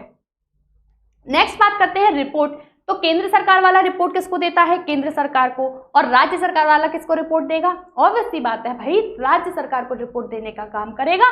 फिर राज्य सरकार उसको विधानसभा के पटल पर रखवाएगा और रिपोर्ट में किसी भी सुझाव को सरकार अस्वीकार करती है तो कारण बताना पड़ेगा। सेम ऐसा किसके साथ है, केंद्र सरकार के साथ है। रिपोर्ट किसको देगी, केंद्र सरकार को। केंद्र सरकार किसके समक्ष रखवाएगी, संसद के समक्ष रखवाएगी। और अगर रिपोर्ट में उन्होंने बोला कि महिलाओं के लिए कानून बनाना है या फिर इस कानून में कोई भी क्या करना है, परिवर्तन लाना है आपको, तो यहाँ पर अगर सरकार बोल रही है नहीं हम ऐसा नहीं करेंगे, तो उसको अगर सरकार ये मना कर रही है तो उसको वैलिड रीजन, मतलब बिल्कुल उसको क्या करना पड़ेगा, ठोस कारण वहां पर देना पड़ेगा कि आपने मना क्यों किया, आपने क्यों मना किया है। तो यहाँ पर सरकार को क्या है, उचित कारण बताना उसका आवश्यक है। नेक्स्ट मैं बात करती हूँ कि मध्य प्रदेश महिला आयोग की अध्यक्ष कौन कौन है। तो मध्य प्रदेश महिला आयोग की वहां पर हमने कौन पढ़ा, जयंती पटनायक, ठीक है, जयंती पटनायक। उसके बाद कौन पढ़ा, उसके बाद पहली जयंती पटनायक, गिरजा व्यास हमारी 2 बार, रेखा शर्मा हमारी 2 बार, ठीक है, और टोटल 10 अभी तक बन चुकी हैं, ये आपको याद रखना है। उसके बाद मध्य प्रदेश महिला आयोग की अध्यक्ष कौन है, तो हेमवती पोर्ते। हेमवती पोर्ते 23 मार्च 1998 को जब मध्य प्रदेश महिला आयोग का गठन हुआ है तब से क्या है, मध्य प्रदेश महिला आयोग की अध्यक्ष, पहली अध्यक्ष अगर आपसे पूछ लिया जाए तो कौन, हेमवती पोर्ते। उसके बाद सविता ईमानदार, देन रेलम चौहान, कृष्णकांत तोमर, उपमा राय, लता वानखेड़े और वर्तमान में कौन है, शोभा ओझा।